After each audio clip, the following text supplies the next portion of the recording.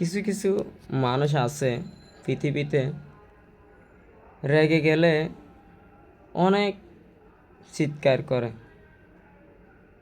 দেখবেন আপনার আশেপাশে এরকম অনেক মানুষ আছে যারা রেগে গেলে অনেক চিৎকার করে।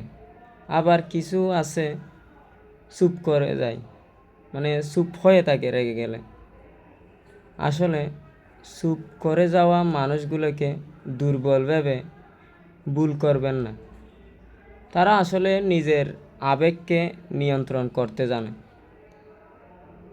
এজন্য তারা সবসময় রেগে গেলে চুপ থাকে।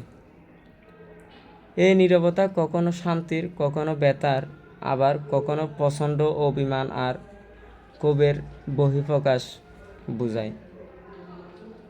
তারা জানে রাগের মুহূর্তে বলা কিছু কথা সম্পর্কের অবস্থা বদলে দিতে পারে। তাই তারা চুপ থেকে পরিস্থিতি বোঝার চেষ্টা করে। কিন্তু এই চুপ করে থাকা মানে সব কিছু মেনে নেওয়া নয়। কখনো কখনো এটাই সবচেয়ে শক্তিশালী প্রতিবাদ হয়ে ওঠে।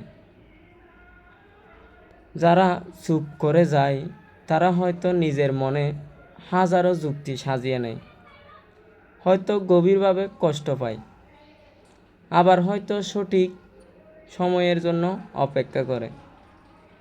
এই নীরবতাকে বুঝতে শিখুন, কারণ মাঝে মাঝে চুপ থাকা মানে সবচেয়ে জোরে কিছু বলা।